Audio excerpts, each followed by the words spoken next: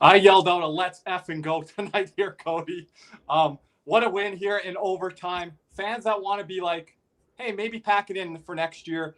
Let's go for 3 cups in 4 years. You're not going to get exciting moments like this. And the way that this team pushed tonight, Cody, all night long, Jovo talked about it on the broadcast. I had the Panthers broadcast. The compete level, the fight. And I don't think that's just because you add, all-star players back in the lineup. Of course, that helps. But like the way that this team competed across the board, all lines, all pairings. Bob tonight, I think, did what he had to do, made some big saves. And then this team's resiliency after that bad turnover by Brad Marchand, he ends up winning the game for the Panthers in overtime. Yeah, but it's not the star players coming back; it's the leadership coming back. Like Marchand and Tkachuk. I mean, they're bona fide leaders on this team, and I mean, what a bounce back from Marchand, because that turnover to Boldy was brutal. Yeah, and what a great finish by Boldy. If fans want to get frustrated, like that's a great play by. That's a world-class player right there. I mean, yeah, and we were getting caught on those type of passes. I think Jovo called it out after the first period, like those cross ice passes, and like Minnesota just jumping the seam on those type of plays, and it ended up costing us there. But then there was fight back and resiliency from the Panthers. Yeah, and on that power play, the Panthers do get a bounce, and this is why having Matthew Tkachuk is so much better in the lineup is so important, because on a play like that, if it goes to maybe like an Erod or something, maybe that pass isn't as clean, maybe it panics or rushes something, but Tkachuk calmly just feeds it over to Bennett, and guess what? Back in the net, we're tied up again. I thought first when Minnesota went 2 for 2 early, I was like, oh Lord, not again. Because for some reason, Minnesota loves to get off on us on the power play, dating back to last year when they went 4 for 5, and the year before they went 4 for 4 or something like that. Yeah, that one year where they beat us, was it 6-2 at home or something like that? But another big reason why I think it's the big game tonight for the big win for the Panthers tonight, they proved that they can handle a track star type of team. Because Minnesota was trying to skate laps around them all night. And the Panthers stayed structured. I mean, the overtime was a pure good example of it. They stayed structured. They stay on the right side of the puck, making sure everything was to the outside. Minnesota didn't even get off a shot, and they had the puck for the first 2 minutes.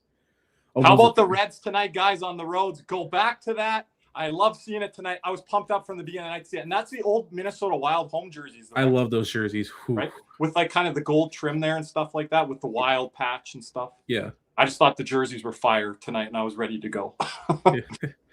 But, I mean, just what a game. Like I said, Bob made the big saves when he had to. The goals he let in, I can't really blame him for much of them. No, I didn't like Ekblad on the goals. You could talk about the first one being unlucky. The second one, Ekblad skates way out of position. And then the third one, it's like you just... The second one, he just got shook by Kaprizov. But Ekblad's running all over the ice there, and then we get beat on a 2-on-1 down low, and then people are like, well, can Bob make a save? That's a point-blank shot. And then he did make the first save. It was just the rebound right there. One, right? Yeah. And then it's just us. We were our own worst enemy on the goals. Yeah. But the first one's just tough luck. I mean, on that type of situation, you're going to want to be on the ice. You're going to want to force a harder pass. And unfortunately, sometimes the bounces just But I know you're the Ekblad Island guy, and I was hoping this is just pure defense. But he's laying on the ice a lot, and that's what he did on the second goal by the boards. He lays on to it. He lays on the ice too much when he doesn't need to. In that position, I have no issue with that. I had parents that played, when my brother played hockey, they'd be like, "Get your ass off the damn ice! Get up, stand up!" Right? And it's there's points when you have to go down for a play, but Ekblad's resorting to that as his first, second, third option. And in that situation, I have no problem with it.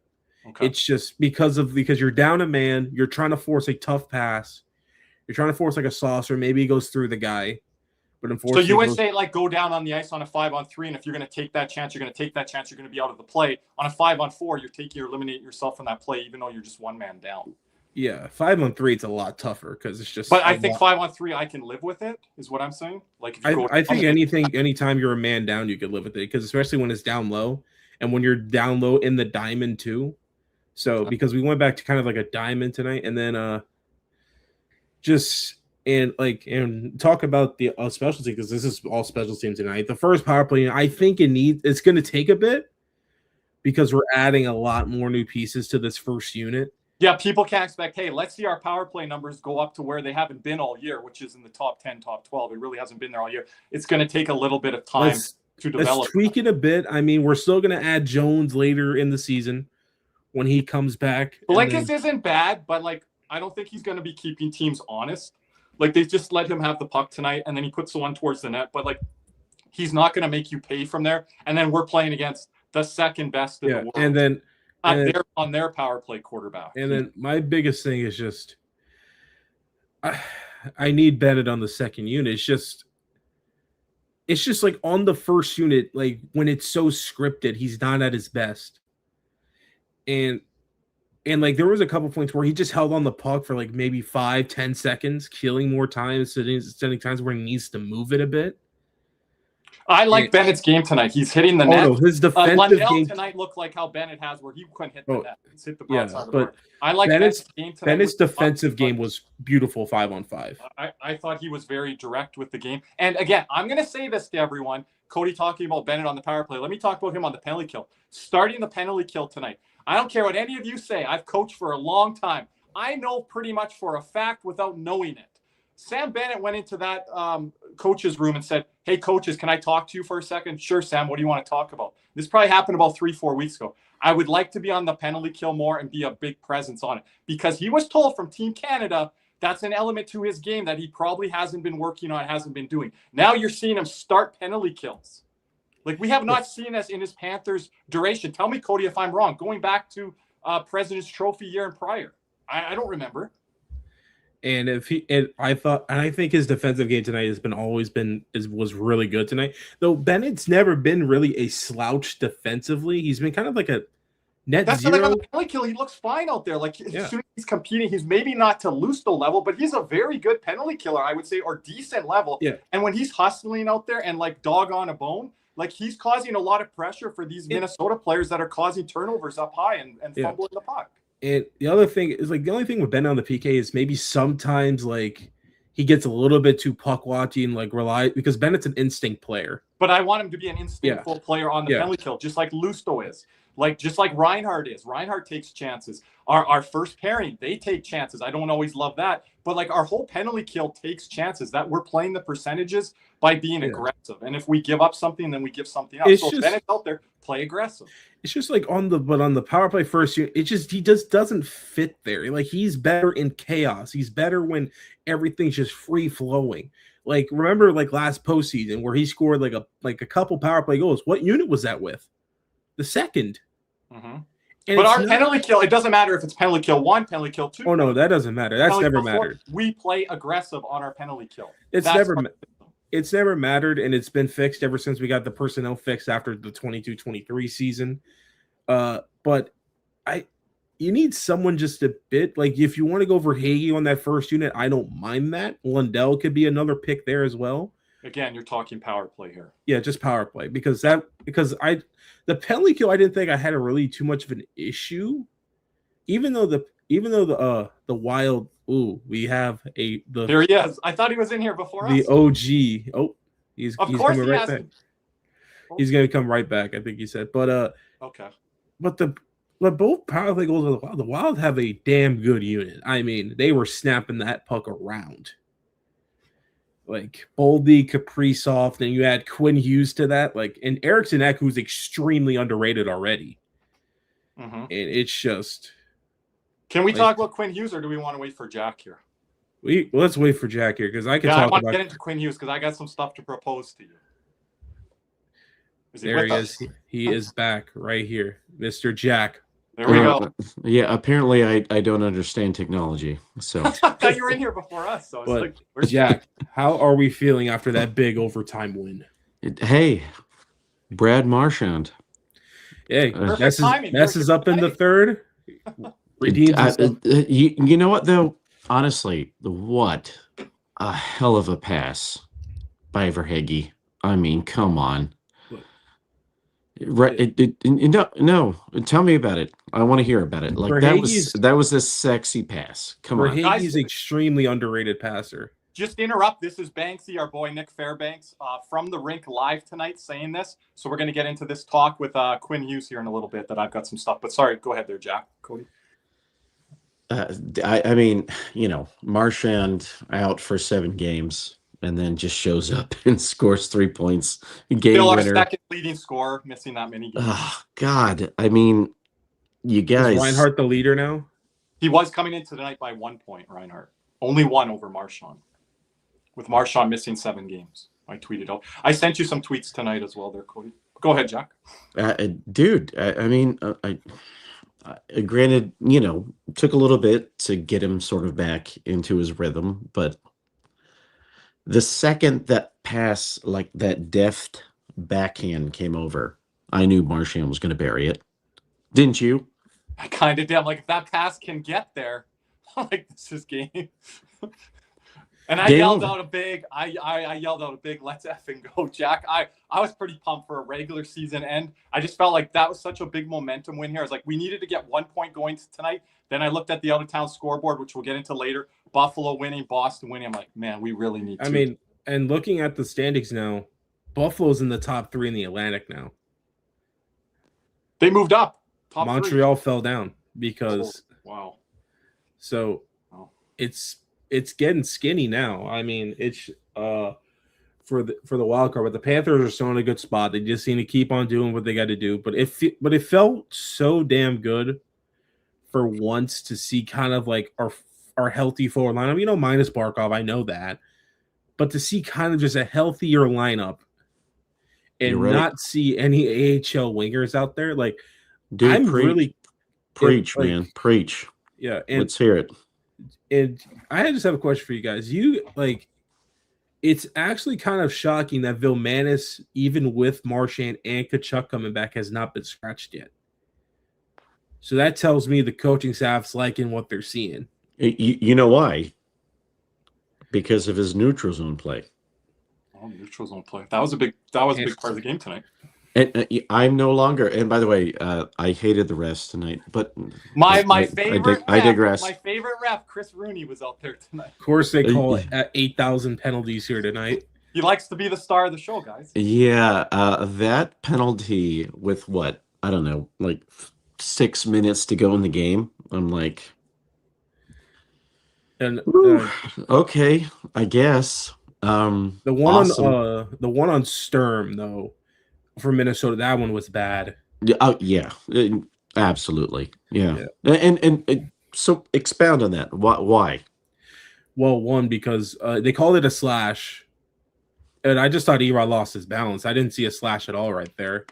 And then, and the one time, like a lot of the wild players got mad was the Foligno call. I'm like, well, that's a trip. You stuck out your leg there.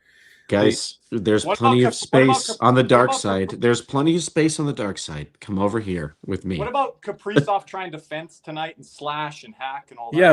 Yeah, that's a better one. Like him and Tkachuk were going at it the whole night. I was like, what's going on here? Did Tkachuk say something about him on his podcast or something? I don't know. No, Tkachuk doesn't really talk about any players on his podcast. He doesn't? Oh, okay. I haven't heard it. Like he doesn't that's why I have no issue with the podcast. He doesn't talk shit on there. He just talks to Brady. Like it's nothing like too crazy or whatever. Just just I thought Vilmanis not being scratched is a very huge sign of not only for the rest of this year but moving forward into next year, where Vilmanis could actually end up an NHL regular next year. Yeah, he plays sort of blue line to blue line, similar to the game that Maurice wants, if that makes sense. Yeah. Because I hate to say this. So, Mackie Samoskevich, love him. I wish he would just do more of what he does well, but he doesn't. But he's not making mistakes. So he just sort of his defensive zone to the other zone. He's like, I'm not going to make a mistake. Kirby and I were talking about this earlier. He just wire it. You have a great wrist shot.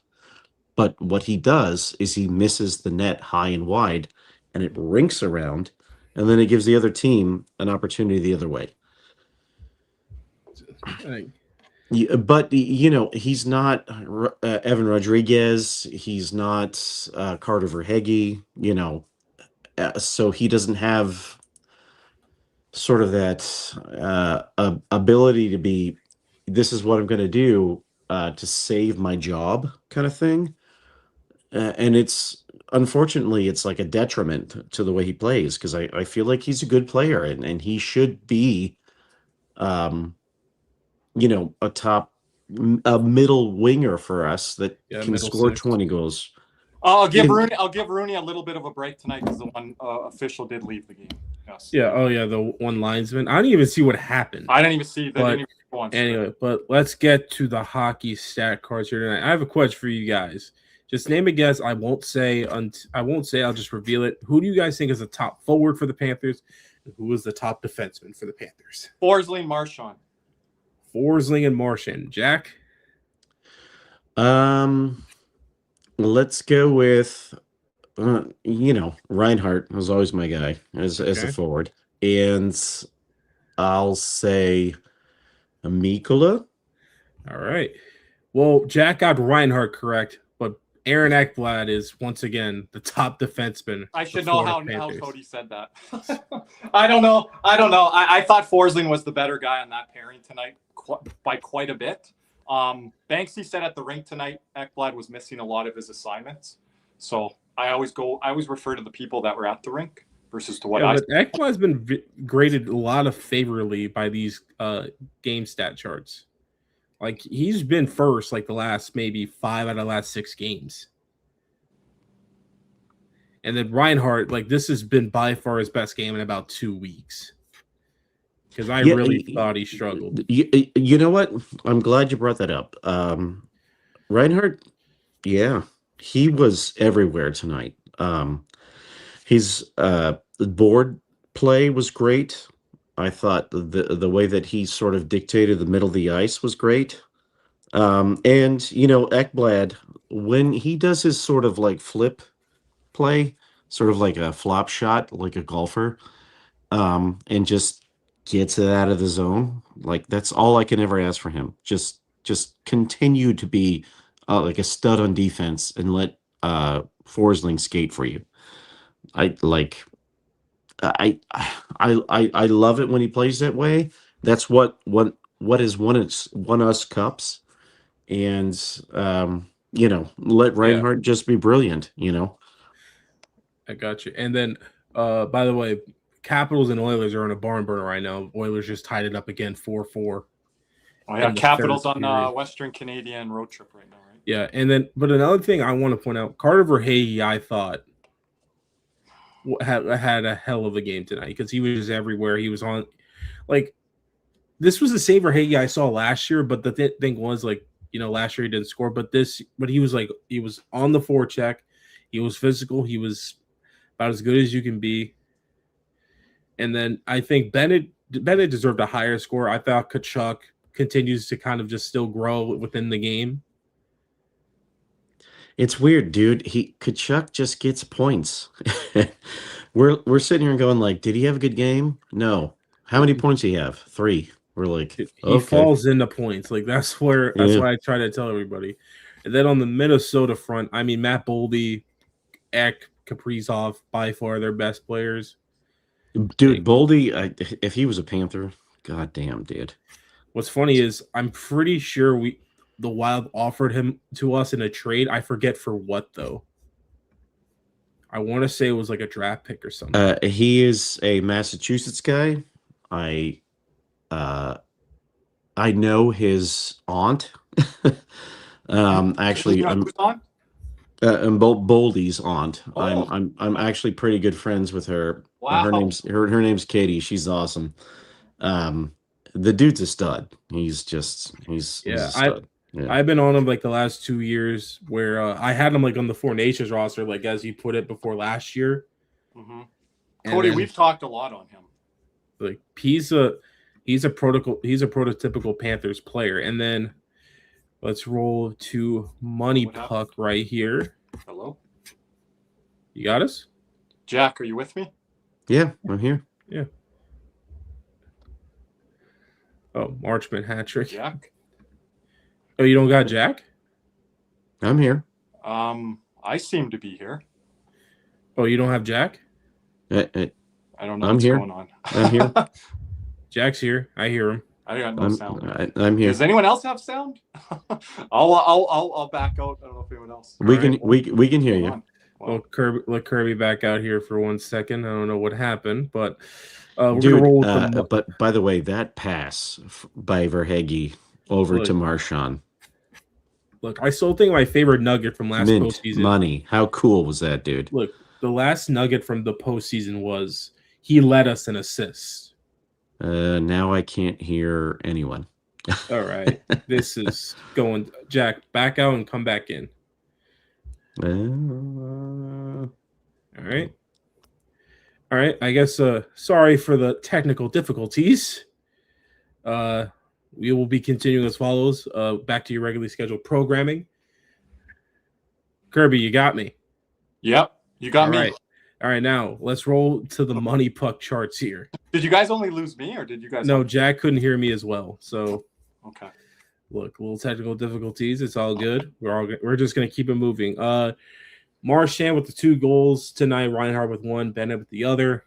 But I like to look at what are our shot attempts looking like. And Mackey Samoskevich, no shot attempts. That's actually very uncharacteristic of him.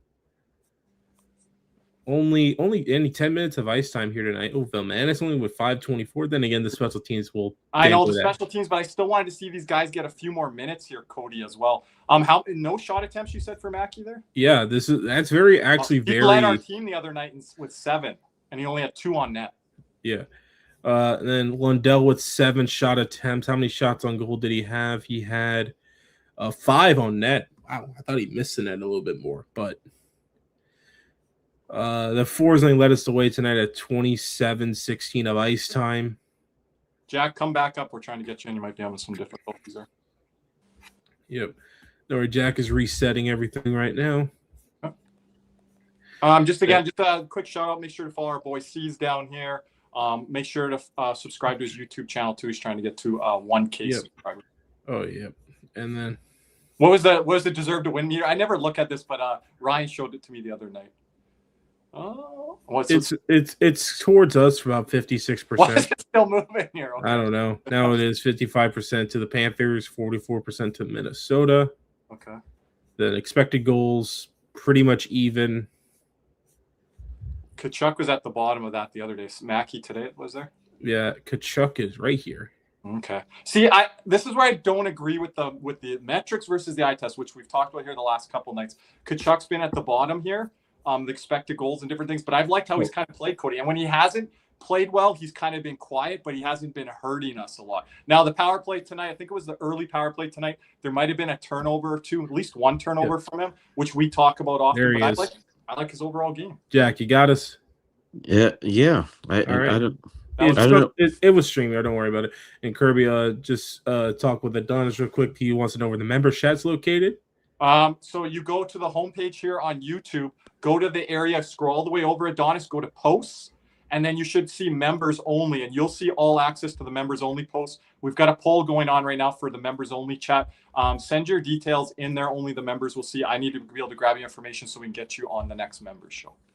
Yeah, and we're looking for Jay Osceola as well, Cody. Jay Osceola, if you see him in the chat tonight, Cody, we need his contact information for the Matthew Kachuk contest. Yeah, that we do. Did we lose?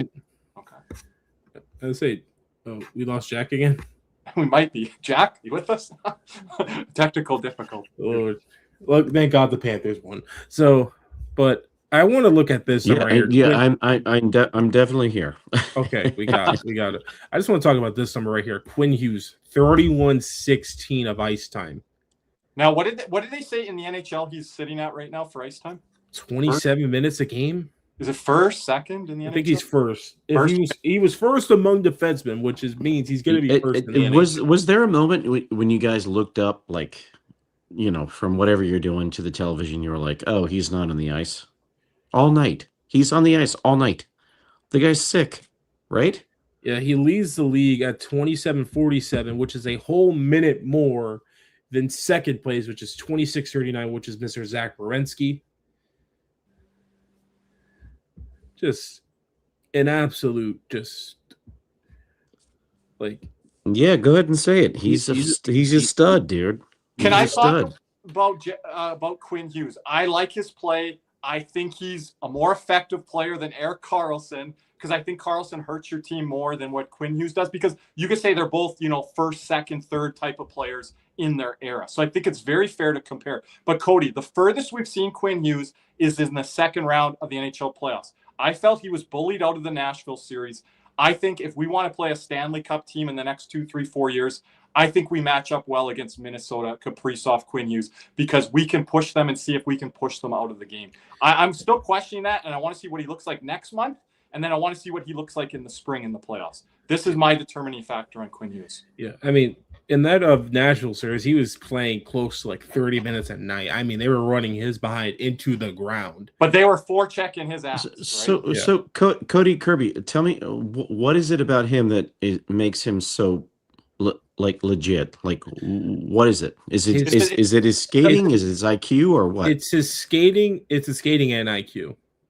And I was going to go into his skating a bit, Cody. You could correct me here, being a defenseman yourself, but this elite all-world generational edge work like Connor McDavid has.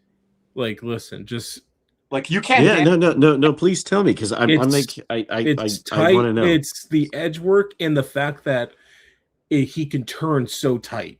The tight pivot turn. It is tight pivots. He can whip around you really quickly. And guys don't plan for that or game plan for that, Cody, because there's literally no guys that do that. Cale Makar does it. It's a little bit more of it's a longer ranging. Makar is a little bit more faster. He's more downhill at you. And Makar, you don't want to get too close to, because he can use his size and different things. So you're already backed away from him. But guys are so used to probably, okay, this is a guy out there on the ice, I'm going to step up on him. And as soon as you do that to Quinn Hughes, you're dead. Yeah, it's just you're gone. It's like a guy with a quick crossover, a guy that's quick off the line and wide. Quinn Hughes is very elusive, where it's just like he doesn't need a lot of space to make something happen. And one of the things about, and I love generational. We can get into that, how we determine that, but I think he's a generational skater. Go ahead, Cody. And by the way, Quinn is by far the best of his brothers, by far. Jack is up there, but Jack has yet to stay healthy, and Luke is struggling quite a bit right now. I'm trying, man. I'm trying. Yeah. It's what's that, Jack? I'm trying. Oh, Adonis did send you a message, Kirby. So check that out after the stream. But when is it like physicality versus intelligence? So, yeah, like Barkov, right? We all know he's a moose, but is it his intelligence or is it his spatial awareness? Like, what is it that makes Quinn Hughes so special, in comparison to Barkov? Well, the skating, one, and then two, I think it's also his vision. He has one of the best passing defensemen I've seen. And the one thing about Quinn is he's going to be a guy, I believe, that he needs experience in the postseason in order to breach that next level. Yeah, I want to see what time and space in the postseason. Because I think certain guys need to learn how to play against that physicality. Like, it took Barkov a little bit to learn how to play against it. And you know who did that for him, right? Yeah. And that the ice has shrunk in the playoffs. Who? It was Jágr. Yeah, but Barkov didn't quite learn that. No, it was Jágr. Yeah. It was Jágr. Jágr pulled him aside and said, "Hey, if you're going to be a champion, this is what you need to do. This is how you need to train. This is what you need to do to your body." And it was all about Jágr, dude. I'm telling you. No, I fully believe that the reason that we have 2 cups right now, it's the trickle down theory. It's all about that one trade that Talon made. The best thing he ever did was introduce Jágr into Barkov's life. Jágr started it, but the light switch didn't turn on until 2023 Eastern Conference Finals versus Carolina. That's when Barkov truly became. I can't hear anybody. Oh, again, Kirby, do you got me? I've got you guys. I can hear both of you. Okay. So, but that switch didn't flip till 23 Eastern Conference Finals for me. I can't hear Cody. Drop down, Jack, and then come back. We're having spaces issues here. Jeez. Go ahead there, Cody. But what Jack said, the Yager started it. Do not get me wrong, he started it. But the switch didn't flip till later when Barkov went through those first two Battle of Floridas and then the Boston series, all that. Mm-hmm. And then Aleshka says, "Is Quinn better than Hudson?" Montreal doesn't seem to think. Look, Hudson's going to be a great player in this league, but he's got to learn. Like, the one thing Hudson doesn't have on Quinn is the other side of the puck. Like, Hudson's defensive game has not yet developed yet. Like, you trust Quinn Hughes coming back on plays when there's yes. a forecheck more than, like, Lane Hudson coming back on stuff like Jack, that. you got me? Yeah. I was just saying Yager started that, but then the switch didn't flip. I think truly did not, the picture was not clear enough for Barkov until 23 Eastern Conference Finals versus Carolina. That's when the switch flipped, and that's when he became Barkov, top 4 center in this league. And it's just that's just where it started. But it would not have the first of Yager helped Barkov, especially with the training and stuff. But I think really Yager helps Huberdeau a ton too. Yeah, but Huberdeau just took it and just because remember at that time Huberdeau was damn near third line at some point. He was struggling with Kevin Dineen. And and then Gallant that first year, and they bring in Yager at that trade deadline. They brought in Huberdeau's junior coach Yager another year there. But God, he got 120 points, and then he just went to the crapper after that. This is probably the hottest take I have. That playoff run was so much coaching. I don't even blame really much of the players that much. It was just pure coaching. Which the 22. The Washington we barely beat Washington, and we got smoked by Tampa. Pure coaching. I stand on that because Huberdeau the year before had 10 points in 6 games in the first Battle of Florida, and game 1 was electric. He sets up Tippett, ties up. You're talking a drunk golf cart guy was coaching? Andrew Burnett when he came back. That's one thing I stand on. The trade I always agree with because of what the player Kachuk was. But I always stand on that one. That's always going to be one take. I think everyone's going to disagree with me because they're like, no, Huberdeau couldn't figure it out. But I know what I saw that first run. I know what I saw. You're not going to gaslight me into thinking anything different. But no. Keep going. What did he do on that run that was special for you? Because honestly, I have his jersey hanging up in my closet. I hate the guy, but I love him too. So I would love to hear more. Well, one breakaway goal to tie up the game in game 1. Don't forget he set up Tippett by holding off a defenseman and just back of the net, and they had the lead. We talked about this the other night, Jack. Game 1 in that series when the Panthers lost 6-5, whatever the score is. I think that's what it was. Again, me and Cody always debating on that score. Barkov had the first part of that game, and then Huberdeau took over the second half of that game. Yeah. No, keep going. Please. And then the later on this series, Huberdeau was setting up Bennett when he got suspended and stuff like that. It was just and like I said, 10 points in 6 games. That's not really something to snuff at. Yeah, I don't think he fell into that. I think he earned that kind of point projection where sometimes you look at guys, you're like, wow, they had that many points in that series. I think he was pretty visible in that series, putting his shoulder down, trying to drive to the net, creating those plays off of the wall, off of the rush too, right, Cody? Different things like that. Just power play. And you know what? When he got traded, he was pissed. He was, he just doesn't fit there. Rhett Warner, the former Florida Panthers, talked about him on Flames Nation right now. He's like, this guy's lost. This guy's a detriment to the team. They're carving him up again. When I think of Calgary Flames hockey, Jonathan Huberdeau is nowhere near where I think about. No, it's lunch pail, dirty work guys. It's for guys who are not afraid of getting in your face, hits and goals. Jerome McGinley. Yeah, it's not pool parties and Ferraris. Like, And Johnny Gaudreau was that player, but he grabbed the fan base and captivated them from the start. Where Huberdeau was coming in, and they're like, "We just lost the guy that a lot of us love here, Matthew Tkachuk. What are you going to do for us now, Huberdeau?" And they were excited because of the season he had, but that only lasted for 2-3 months, and then they're like, you were the first one, Curb. You were like, dude, get ready for the ready. Get ready for this guy. I'm not going to take credit on the Stanley Cup. My good friend here in Calgary said Kirby Tkachuk's going to win you 1 to 2 Stanley Cups at the very least. He told me that on night 1. So I didn't go that far, but I said, you guys buckle up and see this culture change that's coming. And dude, nobody knew that. I think. No, this is a friend that doesn't really make bold statements or proclamations. He's like, he's going to win you guys a cup or 2. But for me, it was Jágr doing what he did to Barkov. We would not have won 2 cups if Jágr's existence didn't sort of resonate with what Barkov has become.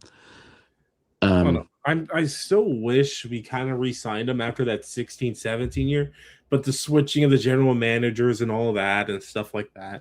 But in terms of just we can't put into words what Jágr did for Barkov and Huberdeau's development, because if Huberdeau doesn't develop, we don't get Matthew Tkachuk, and it doesn't seem like that good of a price, a good trade and all that. But it's, dude, he became sort of like Brady, like and to quote football, there you have an elite number 1 center, top 5, like, and if there's anybody that could take down like the other guy, who's which he did twice, Barkov did it to McDavid twice. And I think that's going to get slept on, because a lot of the people that are outside the fan base are going to talk about Matthew Tkachuk, Sergei Bobrovsky, all these different things, and that's how they look at it. But we know how we look at it within our fan base, and that was the matchup there. And I think over time it's not going to get as much respect and credit as it should. But you took down the generational player, the best in the world. His first 2 trips to Stanley Cup. Dude, today, if Maurice goes, hey, I know Sam McKee doesn't do that. Kipper and Bourne, they don't give Barkov credit. No, if today Maurice goes, hey, Ekblad's out, we need you to be your number 1 defender, and it's Barkov. Okay, well, we have the number 1 defenseman in the league. We just need another center. Trade for another center. And I don't know why we don't try stuff with Barkov. And I'm not saying defense, Cody, but like Mitch Marner runs a power play quarterback. He's now a center for Vegas. You can't tell me Mitch Marner is more versatile than Alexander Barkov. He ain't. But it's just, we've never done that with our coaching staff to try him and implement him. If he was healthy right now, go ahead. I want to hear it. Go ahead. We can go on and on about this, but we've reached the 38-minute mark of this. Time's flying. And we got to thank some people for us. And first up, we're gonna shout out our people at Caneswear right now. Panthers fever is here. Are you geared up? Caneswear in Davie is the place for all your Florida Panthers needs. They have the latest gear for our favorite NHL team. Jerseys, polos, t-shirts, hoodies, hats, and more. Caneswear has you covered. Stop by their store in Davie or at pantherswear.com. Again, that's pantherswear, WEAR.com for all your Panthers gear.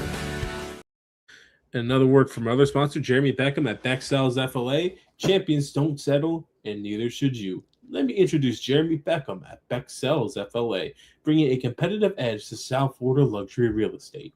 If you want a home that performs in all 3 zones, location, lifestyle, and long-term value, Jeremy is your power play. The clock is ticking. Let's go for the cup. Reach out now at becksellsfla.com. And I just want to mention on Jeremy before I talk about this, if you guys, you don't even have to be in the South Florida area. You don't have to be in the state of Florida. You're looking to buy, sell, or rent, hit up Jeremy.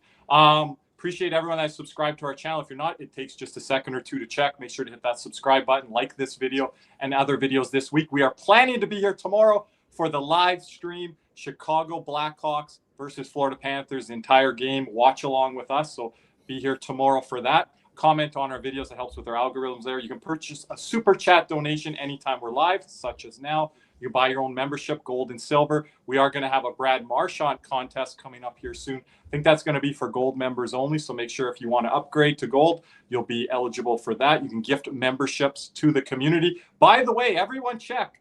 Our moderator, Ryan, today got you guys all badged up. So if you're a 1-month member, you'll have the Carter Verhage badge. If you're a 2-month member, you'll have the Sam Bennett badge. We're going to get a new member badge done up here. The 6-month badge is the Matthew Tkachuk, and the 1-year badge is our very own Captain Alexander Barkov. And before we do come back to screen here, Cody, I want to make sure everyone enters into the Buffalo Sabres Florida Panthers ticket giveaway contest. Make sure you are subscribed to our channel. Give this video a thumbs up as well as our latest podcast episode. Gold and silver members, you are eligible to win. Go over to our members only thread. Say, I am interested in the ticket giveaway. We have a ticket giveaway thread there. All you have to write is, I am interested. Again, slide all the way over, go to the posts, and the members only chat should be right there. Scroll all the way down. You've probably missed about 4, 5, 6 different messages, different polls that are there. So make sure to check that out, and good luck on it. We will draw that very soon here, Cody. Yeah. February 2nd, I think it is, something like that. By the way, the Caps did take the lead 5-4, but with 31.7 to go, the Edmonton Oilers have tied it once again. Oh, wow. Okay, guys. Championship Sunday. Today. Jack is ready with the football team. The New England today. Who you guys got? Who you guys got? Let's hear it. I told you, Jack, I'm betting on your New England Patriots with 2 Bronco members in our community. And I don't lose too many bets, Jack. Listen, you can attest to that. I don't lose. As a Dolphin fan, I can't in my right mind ever root for the Patriots, so go Broncos. And then Cody always has bias. But Cody, just honestly, if you had to bet, you're not going to bet. Like, if it's easy money, you're not going to. What have I always told you? I don't know. You won't bet certain college. You will never pick the Florida Gators to win the Final Four. You won't pick anyone in your division. I tanked the bracket for that. I had them losing first round. And like, if the Eagles were playing the Broncos with a backup quarterback, you know how much I hate the Eagles. But if it's easy money, it's easy money, or a bet to win. Yeah, but is it easy money? Anything can happen. It's a game. Anything can happen. At halftime, guys, you can turn it off. It'll probably be like 20. Turn it off. Hey, clip it. Jack said at halftime you can turn it off, Cody. You can get ready for the live stream here. You don't have to watch it. And then get ready for a really good game in the NFC Championship. Cody will be watching out of the corner of his eye if he is joining me here on the live stream tomorrow. You are? I should be, but I'll probably be like this, like half the time. We need you here engaged in the game. We need you locked in. And to my co-host Nick J. Levine out there, screw the Crews, lock in. The Panthers, we're alive here. Nick's talking about on Twitter today if Bob's not going to re-sign Cody. Lord told him to settle down. Who said that? Nick. He's like, I want Philip Gustafson as our next goalie if Bob's not going to re-sign. Oh my God! Oh, wow. Have you not watched that backhand goal on by Marchand? I said, you didn't have a good first period there, Nick. That's why I tweeted to Nick. If we're going to replace Bob, I want bigger fish. I want Sorokin. I want Demko. I want Woll. There's no. There's a team in the Northeast right now that's fixing a rebuild that just sent a letter out to their fans. I want that guy. That's if things go really off. I want that guy. Cody, do we have to bring Panarin in to get that? Because I don't want Panarin. Bring him in. I don't care. What do we turn to Russian five here? Russian 5 here plus the goalie. Shoo. For Igor? Bring in Igor. Go. Hey, Kulikov. That Kulikov lifetime contract. If he can get Shesterkin one day in South Florida, I'm all for that contract that you got Kulikov. Hey, listen, we can bury that contract whenever it goes south. But but anyway, the Panthers just an all-out great game, but we must look forward. We play in less than today. We play today.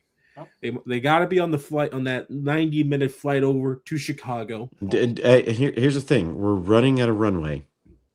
They need to consistently string points together. We are running out of runway. Even though we have games in hand, there's so many teams. There's so many teams. That's what people have to remember. Everybody thinks it's just going to be, rainbows and butterflies. Dude, We're running out of runway. No, It's fine. Think that about Nick? I doesn't think that. Cody and I don't know. I guess we lean optimistic. Dude, I but love I'm also realistic. I love Nick. I'll tell him straight, hey Nick, DM me. I'll tell you straight to your face. We're running out of runway. Oh, but he's with you. He's with you. Nick's thinks we're completely out of runway. No, we can still make the playoffs. We need to win more games consistently. We have How to about go on. acquiring a defenseman, Jack? We need a defenseman. Well, yeah, I mean, dude, Kulikov's out. Jones is out. Our best defenseman Barkov is out. Yes. Get another injury. God and you're like, what are we doing? This team, there's calls. However, I mean, oh Lord have mercy. Game over. Edmonton wins. Well, that's good for us. McDavid had a breakaway from the red line. That's Washington's one of those teams in the mix, Jack. Yeah, well, yeah. We swept them, so we took care of our business with them. So yeah, and you remember last season where they spanked us and it just didn't even matter because we were like, yeah, this is a fraud team. But they were the second best home. They had our number last year. Yeah, but they were the best regular season team in the East last year. So I'm not going to call them a fraud as much as New Jersey, but I told Caesar, and Caesar took the L on this one. I said they're a matchup problem if they play. New Jersey was a roller hockey team, and that's fraud level. Last year they were just hurt to piss. That's what Cody will say, that they were hurt. They were. You don't think they would have been exposed by Washington or Carolina in the first round? They probably could more Carolina than Washington, but okay. But look, they were hurt to piss. Let's call a spade a spade. If we're gonna use the injury excuse, I'm gonna give them that. When they were without Hughes, they were without Brendan Dillon. There's a big difference between us and them, though, with our pedigree and what we've done. Well, I know, trust me, but still, injuries are injuries. They didn't have Jack Hughes. They didn't have Luke Hughes. They didn't have Dougie, top 50 Dougie as TSN. But I mean, even him healthy, it's no comparison to Barkov. Oh no, but to them that's their Barkov. Well, they put Jack Hughes ahead of Barkov 2.5 years. But I mean, Barkov's double the player he is.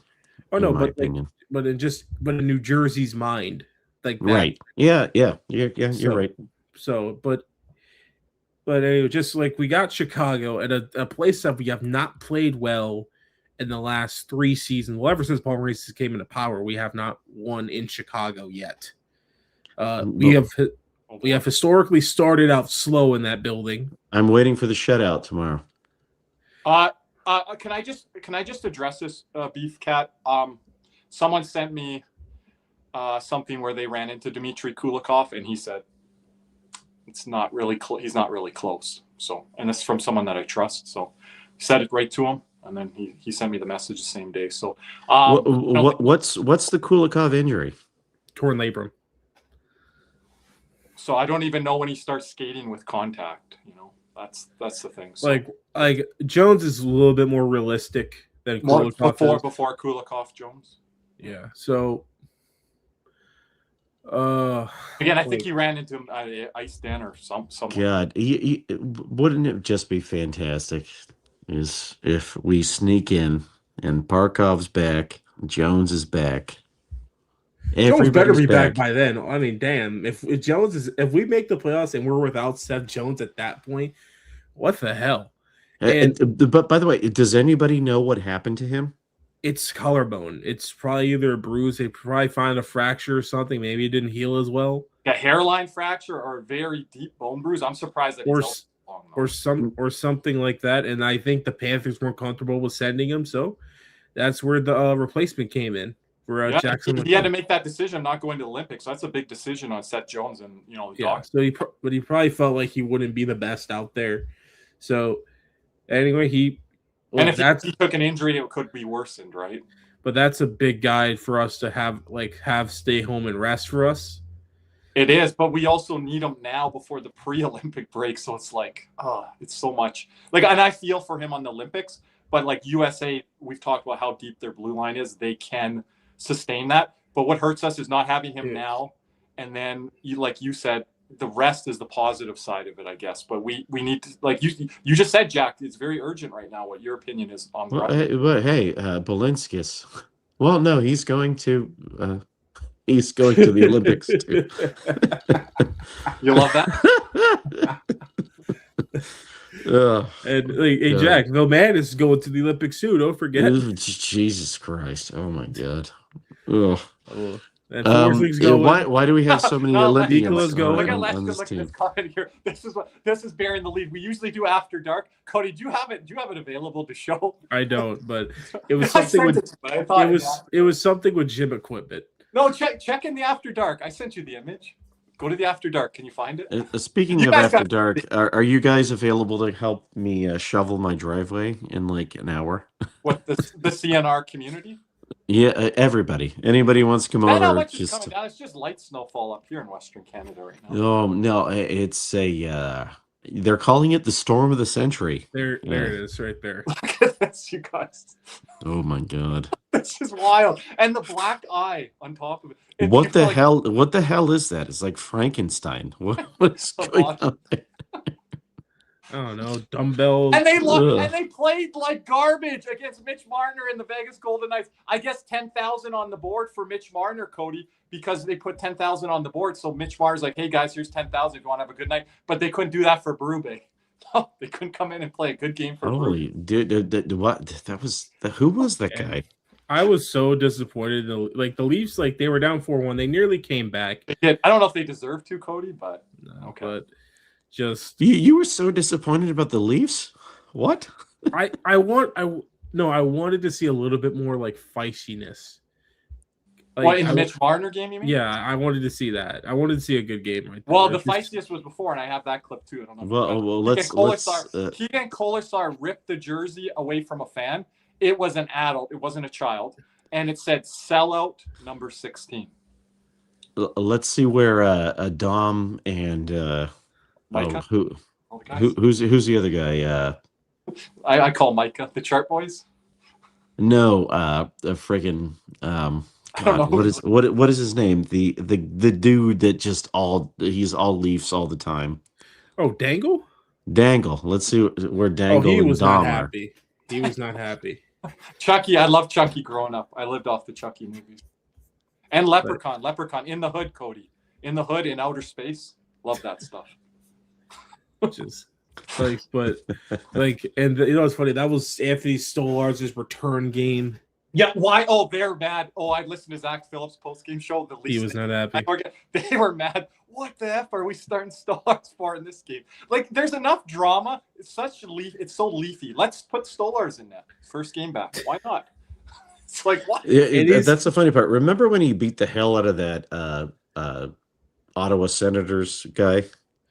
It really great. And they were like, "Man, this is what we need." Yeah, but then he got hurt. Then he got hurt for the 15th time, and then they're like, "Oh, he's bringing that sort of Florida juice to the team." And then their decor has been about as decimated as ours. Yeah, probably a little bit more with Tanev still out. Nylander's been in and out. Matthews is playing really good hockey right now. Yeah, like I thought Matthews brought it. I just didn't think everyone else brought it. It is. I'm like, what the hell is going on? And you know what's funny? Stolarz is still on my IR in the CatsNRats Fantasy Hockey League because what happened? Should have put him in between the pipes. I did not. When you said that, Jack, it reminds me of what's his name, the Barstool guy, Dave Portnier. He's like, Jeremy Swayman in between the pipes. This is what we need. Carter Verhaeghe, overtime winner. Dude, it was Jack, really we're glad to have you as a Panther fan. And it was also that first goal, that first like Montour backhand along the ice goal that just beats him 5-0. No, but Montour thought he was Bobby Orr in the old Boston Garden there. And we were talking earlier about what the celebrity stat guys. Antonio, be here tomorrow. Live stream Blackhawks. Show up for your boys tomorrow. Sorry, Jack. Celebrity stat guys, like they just build this algorithm based out of toilet paper that they wiped off their butthole, and then they bias their teams. That's what Dom does. He's been doing this Where's for Dom years. from? People that always like, slurp up all the analytics stuff. He's from Toronto. He's a Maple Leaf fan, whether he wants to admit it or not. No, The slant against the Panthers, and I don't know. I don't understand how our community. and dude, he slants the Panthers left and right. It's like they could win the cup, and he'd find a reason to call them the second best team in the league.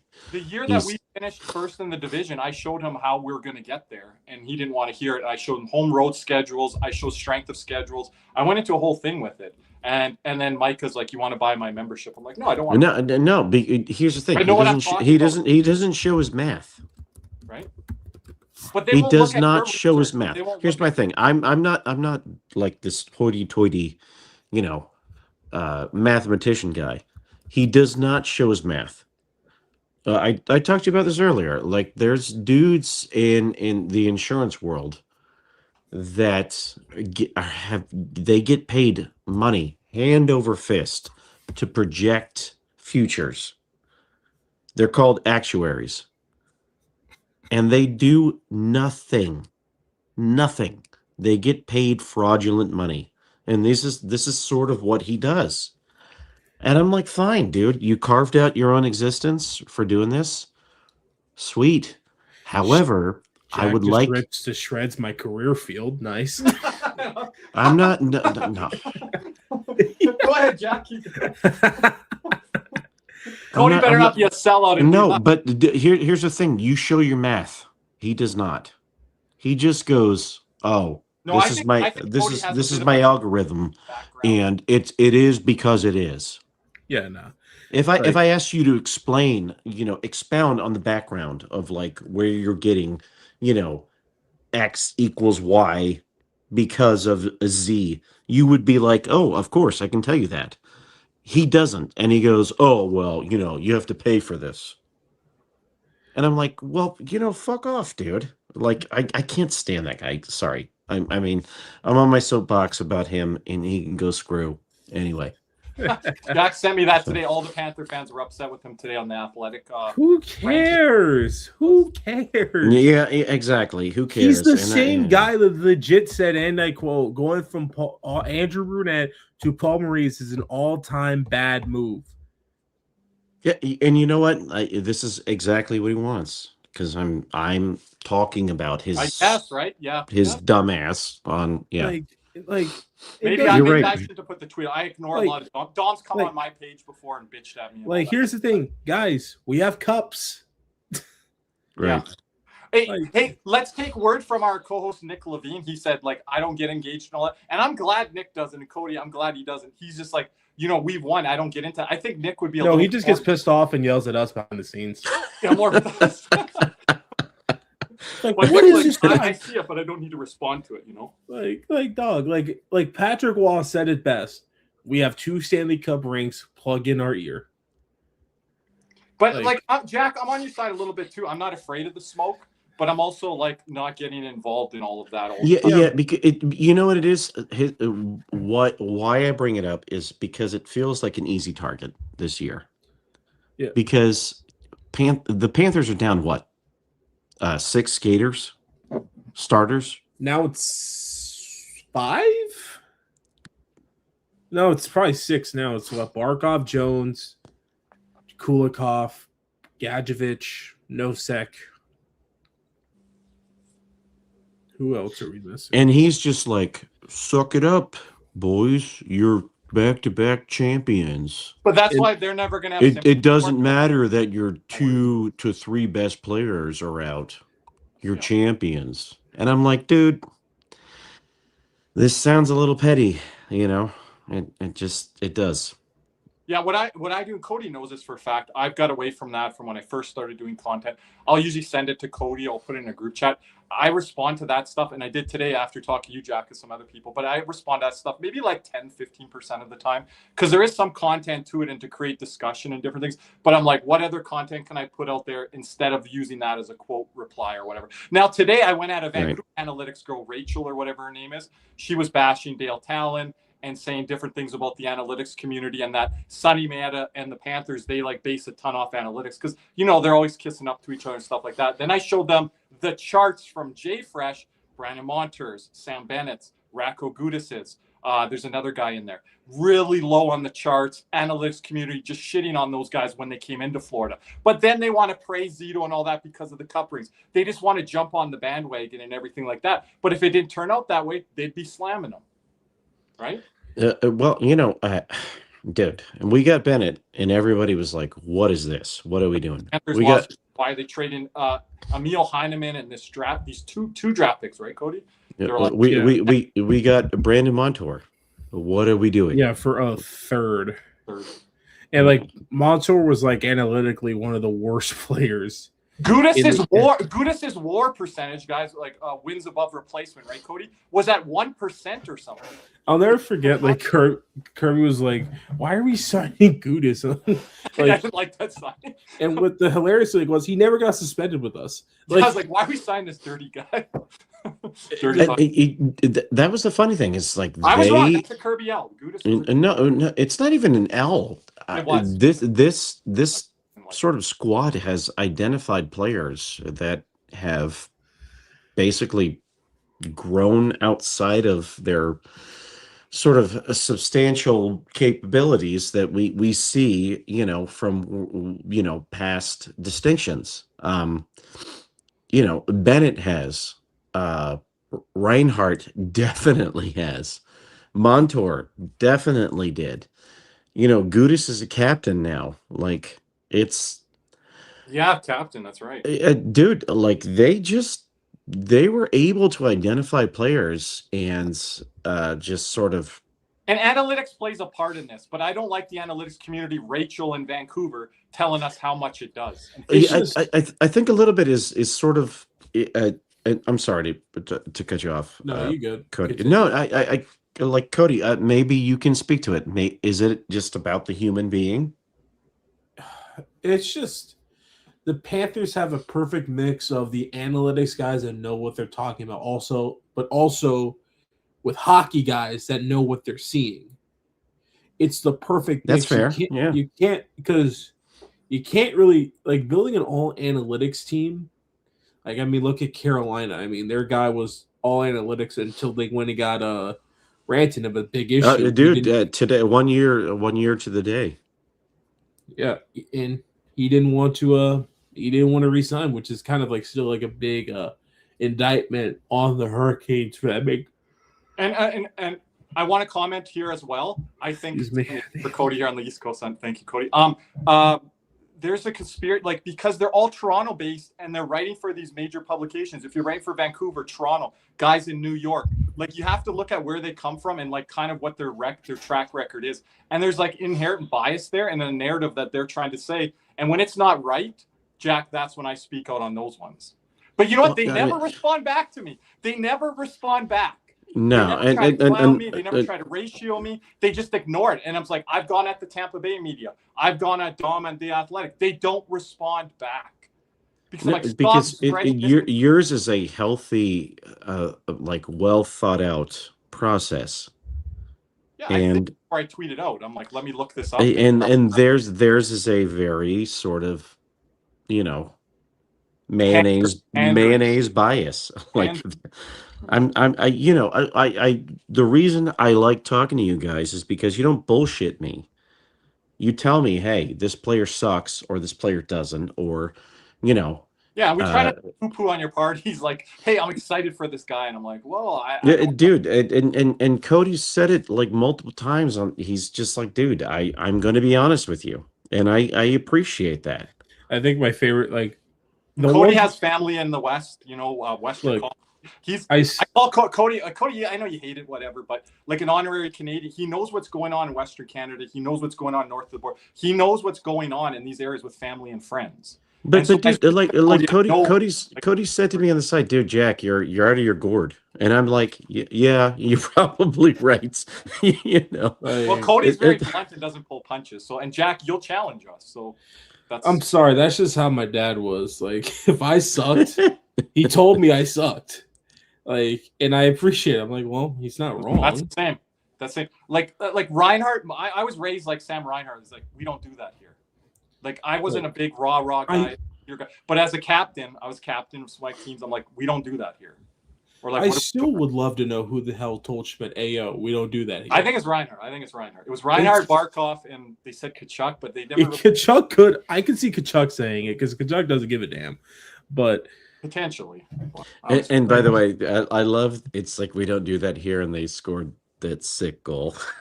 like, do you think someone should have said on the Are we talking about? No, Are we you know, talking about the goal against Tampa? Is that what we're talking about? no, Schmidt had like an interview or whatever, and like they were doing a practice or whatever, and he tried to do something that, yeah, I know what you're talking about. Like, no, if you really want to laugh, no, remember the AJ Grugel from Game 1 this past year in the conference finals when Mikola like jumped up in the play.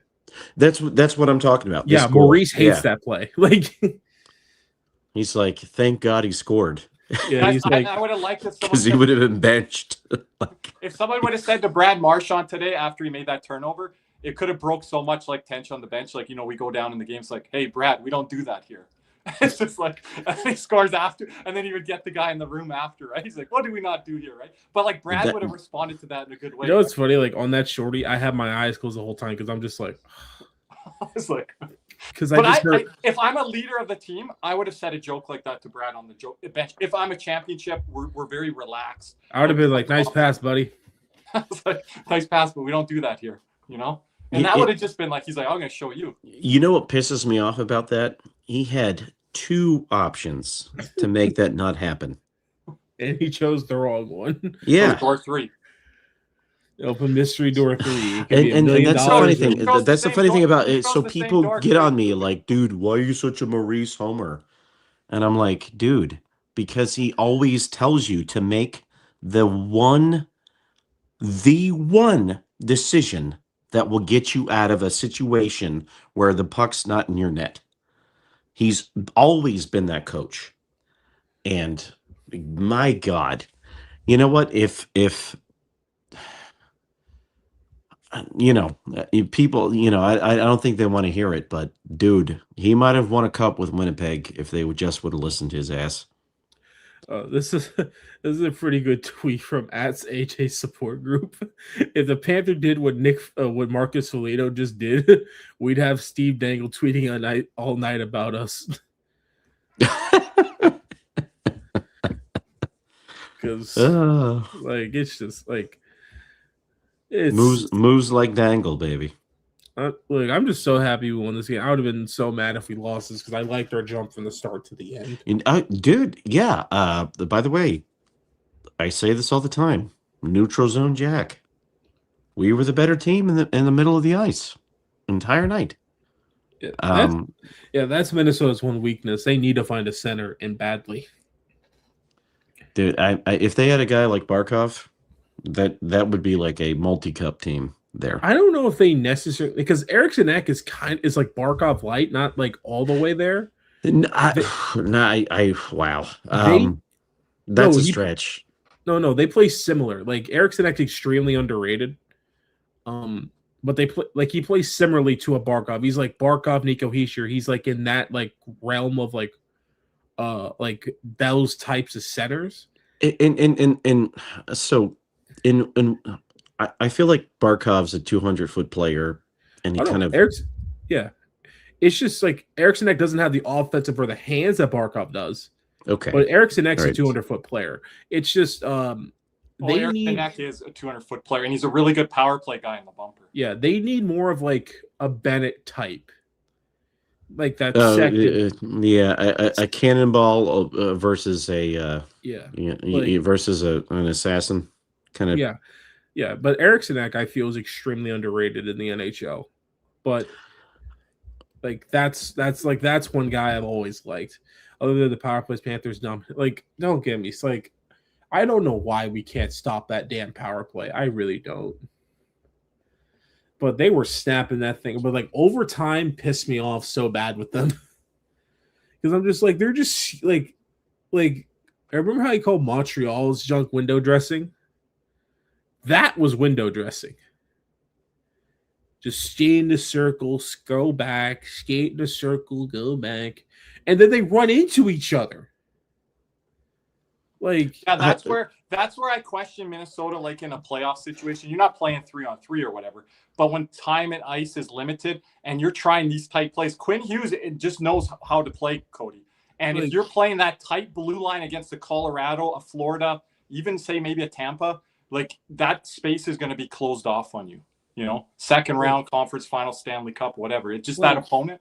St. Louis last year, Cody, would have been not good. You know what? What did you guys think of Bob's game tonight? I thought he was fine. I thought he was fine. People were saying stuff to me. He made that huge stop on Tarasenko in the second on the power play cross seam. He made that breakaway save where he got a piece of that shot. Yeah, and then it felt like it was you can score on me, but when I need to make a save, I'll make the save. Like that felt very Bob-esque, if that makes any sense. He made the saves that he had to. The ones like the first one unlucky on both him and Ekblad's part, just goes in, and then the second one just a good play. And dude, Boldy's he's a stud. You know, look, he has 28 goals on the year. Like, he's not a slouch in any stretch of the imagine. Like, it's just sometimes you're just like, gotta tip your hat to the other player. You're just like, well, like the Panthers. What made the Panthers revolutionary is the fact that they were the first team to really do. They were almost like the Moneyball A's a bit, where they would always find other teams' scraps.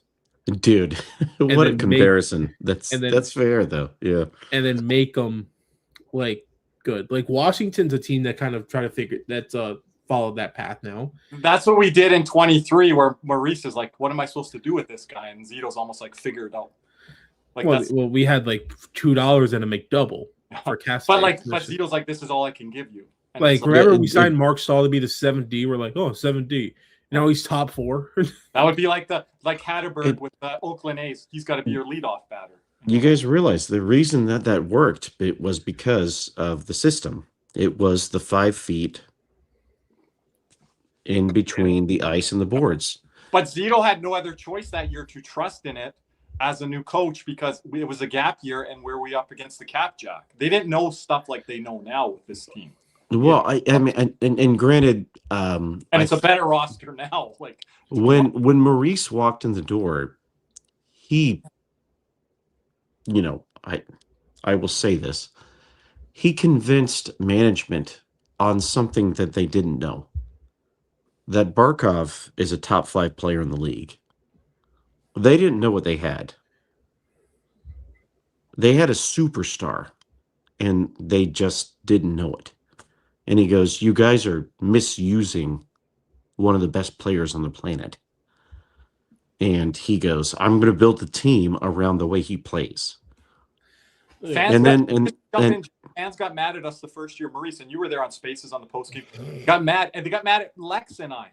Lex would say, Lundell has to get stronger. And I would say, everyone, Lundell has to change for what the coach is asking. And people came in there, no, when you have a young player like that, the coach has to change their style. And there's a lot of those fans out there, Jack. I'm like, no, he is not Kachuk, he is not Barkov, he is not Bob. That's where this stops, and this is where you have to buy into what the coach does. I just, people didn't realize how good this player was, and now they know. It's so funny. That was Lundell's second year in the league. Right, and people were upset with how Maurice was managing him, and the young player and stuff like that. And I'm not going to give him his flowers because, by the way, everyone passed on him, and he's the best player out of that draft. Like Lundell. Cody would have to. I wish I could agree with that. I wish I could. Who's better? Wyatt Johnson and Seth Jarvis? No. That's Jarvis is right behind. Yeah. But the 2 guys I'm thinking, Jake Sanderson. Okay.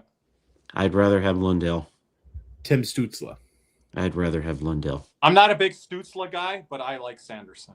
And then Jarvis is up there too. Well, you know what, Jarvis, we can have a conversation about Jarvis, but Lundell, I mean, I think as well. I think Sanderson is a legit number 1, number 2 defense. For You the want Sanderson on this roster? I would love to have a guy like that. for the money, well, now I'm putting superlatives on it. Oh, and then I didn't even say the best player from that draft so far, Lucas Raymond. That's Cody's go. Cody, I'm taking Sanderson over Raymond. Lucas Raymond is a stud. He's a stud. He's a stud. Lucas Raymond's a stud. God, now I hate you so much, Cody. God. He's such a good player. I'm scared of Tampa right now that they might have figured it out again. And if they do add, but I still think we match up well against them in the playoffs. We have to be. And I'll give you a caveat why I'm not afraid of Tampa. Go ahead, because I think my opinion is similar to yours. I said I'm afraid. I said I'm afraid they figured it out. Yeah, but the thing is, they're still running Vasi into the ground. Like, it's Vasi or nothing. But what's going on? And I'm a Bob defender. What's going on with Vasi versus Bob right now? It's not close. And Cody, I said in the ranking show last summer, I have Vasi ahead of Bob. Look, Game 7 right now. Who you taking? This season, I might lean Vasi, and I defend Bob on everything. This season, I might be Vasi. My thing. I'll give I don't you trust this. our defense. I don't trust our defense. Cody knows that. Jones has to be back and fully healthy. Tampa goes as Kucherov goes. That's a good point. He scored a playoff goal in two consecutive runs. Yeah, Cody said Vasi. I'm more on that side of the equation. Like, what is Kucherov doing? So if Kucherov is pissy, whiny Kucherov, where you're up 2-0 and he just stops playing, you can sweep that team. But you need to have Barkov in that series, and you need to have Forsling playing way better than what he's done this year. That's the thing, and you need to have John Cooper not giving Mel envelopes to That's not going to stop Jack. But for me, out of that draft, I love Sanderson, but I'm a really big Lucas Raymond fan. Wow, you would take Raymond over Sanderson, Cody. Wow, hit the goldie. It's such like I could go either way. That's a winger, right? I know, but he's so damn good. You're a defenseman, Cody. I know. I would listen if I'm starting. Sanderson's not on Team USA, right? Or no, he is. Oh yes, yeah. Okay, we'll get to see him. Just peel the onion layers away. What do you like about him? Vision, he's his passing and vision are some of the best. Smooth skater, not afraid of contact either. He was really good in Four Nations. Four Nations kind of exemplified it. And the one thing I always love about these certain players, smart player. Okay. Extremely smart. You talk to me, intelligence and players, I'm all day. You watch him, he's so smooth. He's legit the engine to Detroit's offense. I know Larkin's having a good year. And they've had guys like Emmett Finney, Van Riemsdyk. Wait, no, is JVR there? Where is JVR now? So is he the F1 or the F2 on a forecheck? Yeah, F2. He's the one you want making the pass. Okay. Think of this like this. Because in my opinion, if it's Bennett Verhaeghe, Kachuk on the line, Bennett F1, Kachuk F2, Verhaeghe F3. Okay. Yeah.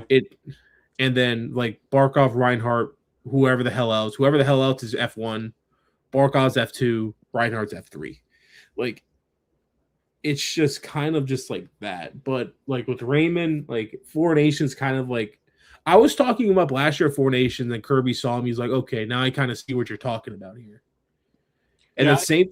And I had more doubt in him. Larkin, I was questioning certain. I want to see Larkin in a longer tournament, but he was really good.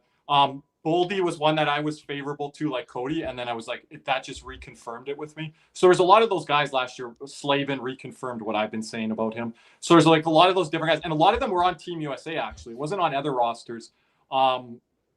Sweden, there was a bunch of things going on with their coaching. Oh, their coach was like I was trying to read their defense and what they were doing, and you couldn't really make Rasmus Dahlin, third pair minutes. Dahlin had 5th or 6th most minute for the defenseman on that Swedish roster. We're like, this is a guy that like leads the NHL in ice time, and he's 5th or 6th. Like, is there an axe to grind? He's the best Swedish defenseman, and he's getting third pair minutes. Like stuff like that. It's like, what are we doing here, right? So, like me and Cody, like when we do our Olympic coverage here, we're going deep into this, Jack. We're gonna do our post like every night, and we're gonna like break down minutes, like box scores, let everyone know if we caught the games. We're gonna try to have people on that watched at least. I'll give you my like opinions, but I'm not as deep cut as you guys are. You know. By the way, Logan, I think it's Logan Thompson tonight. Sorry to interrupt there, Jack. He's being interviewed on After Hours Hockey Night in Canada, and they're talking about goalie fights, and they were just showing the Bobrovsky fight. But to say, like I know Lindgren started tonight for Washington. Well, but I didn't even get to ask you guys. Well, what did you think about Bob skating across the ice? And I was fine. I thought it was hilarious. I said, you know what? The Monk Bob era had to end, Jack. I've been saying it for the last month on our content. The minimal that I watched that game, I was like, okay, enough. These guys were, and granted, we're not choir boys. I'm not going to say that we are. But there were cross checks from behind, like little deft boarding plays, and it was sort of like dictated by the coach, like this is how we're going to play this team. And then, you know, it was that one hit from behind, and Bob goes, enough. He skated down the ice. He's like, I'm here to whoop some ass.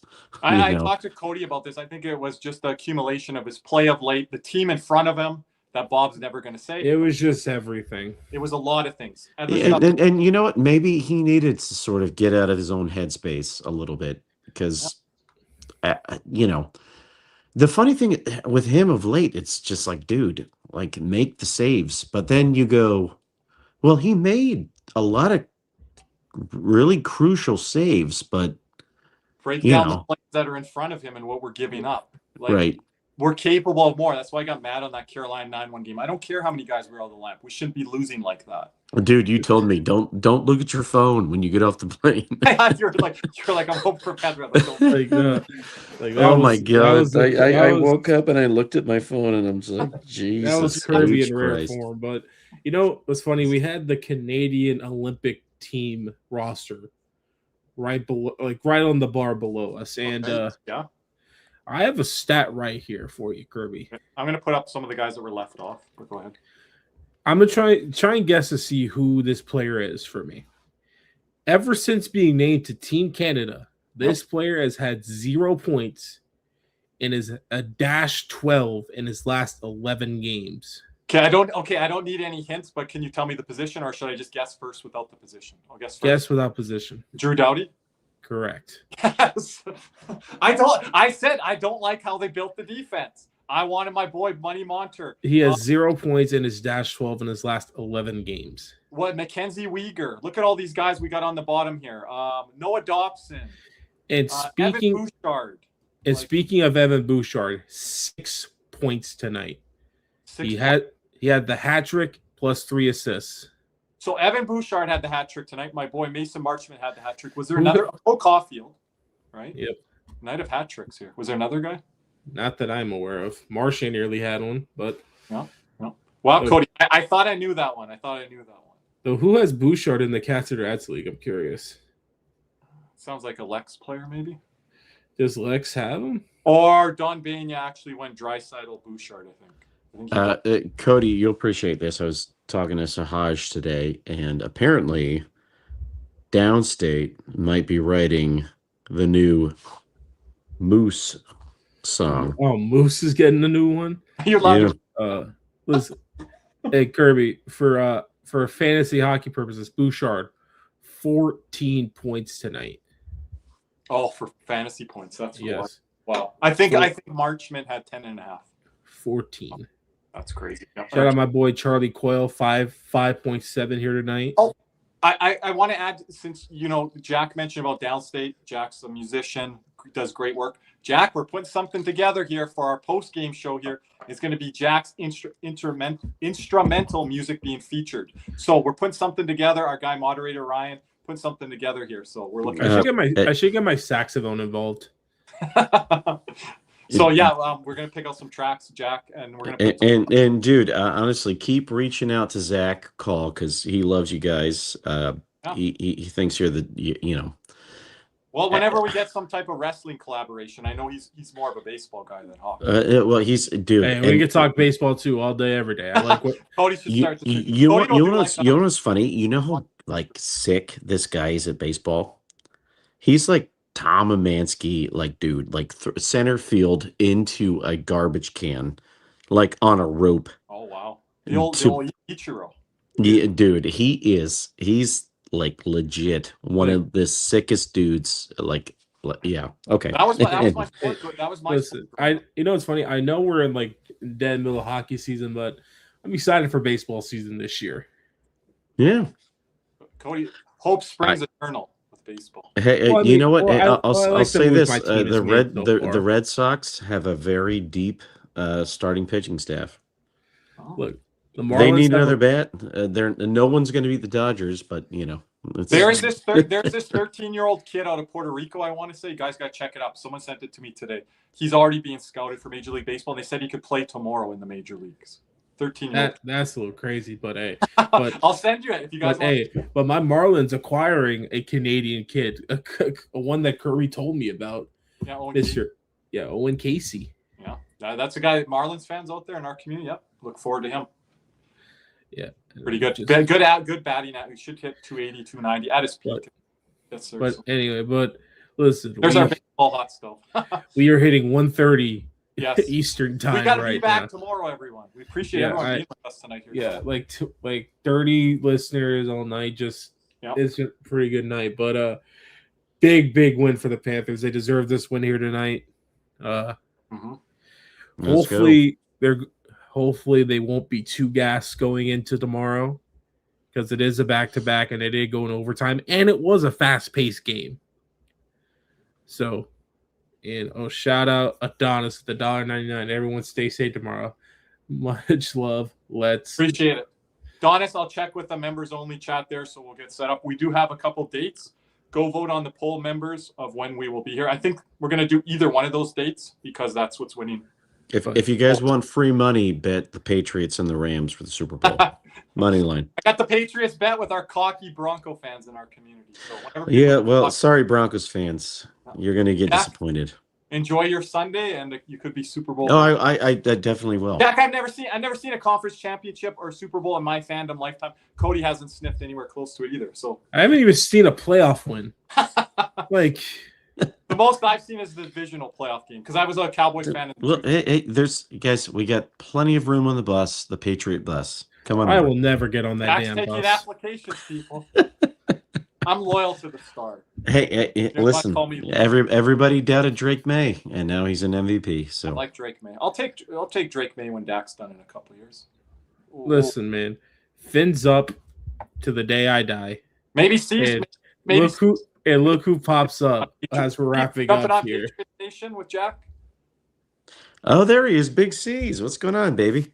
What's going on, fellas? You're not going to bed. Oh, dude. I just finished work. Wired. And I was actually going to hop on a half hour ago, but I had this customer that would just talk and talk and talk. And it's like, really, God, when I want to jump on with the boys, like the last minute, and you do this to me. Well, you want to come talk to another guy that just talks? I'm right here, so. Oh, see, at least I can enjoy our conversation, Kirby. Yeah, I try to make it entertaining. This lady was talking about politics and everything, and I just didn't. No. Nope. We had that in the chat. We corrected the chat tonight. No. Not talking about Joe Hendry, you know. Steve, what do you have for us as we're wrapping? What do you got? So, wow, our power play looks so much better. Does it? It does. Oh, Lord. I mean, from what I saw, now I didn't really get to sit down and watch it like closely, like you guys did, because I had it on in the background. I thought it did. I thought it looked better. We score 2 power play goals tonight. Yeah, but one of them was like a really good bounce. One was on Gustus, and he kicked out like a bad shot from Ekblad that was Marchand. No. That Marchand was helps. 5-on-5. Marchand was the weak ass backhand. Yeah. Oh, that was the 5-on-5 with Ekblad? Okay, yeah. Yeah. So Marchand's was a power play, and then the Kachuk and Bennett was a power play. Yep. And Kachuk is like his play-making ability. You guys can see that it's helping, you know. And I think that's something that we've talked about. Said that was missing on this team, right? Yep. The guy that could set up the plays. We have guys that can shoot, that can score, but we don't have guys that can set guys up like we usually do. That's what I'm saying. You can't ask I'm Reinhardt the customer. How dare you? But that's what we said about Reinhardt. He can't do everything if guys aren't setting him up, Caesar. Exactly. And that's the one thing I really did notice. And you know, Marchand's just gonna be Marchand, getting that trip there, just creating opportunities in the offensive zone. He moves so many defenders off their space. That's what he does so well. He's and one he of our creates West guys. Great point there, Jack, because he creates other like more space for Lundell and Lucerina to get open and get in front of the net, and that's like that power play goal. Like he created that in the middle. Like that was all him.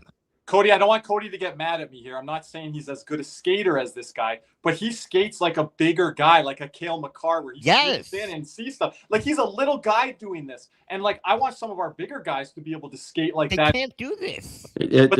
Kirby, we talked about this earlier. His giddy up.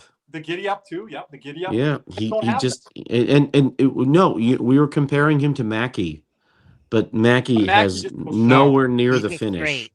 But if you're asking him to go 200 feet, no. If you're asking him to go like 10, 15 feet, Marchand's the best skater on our team.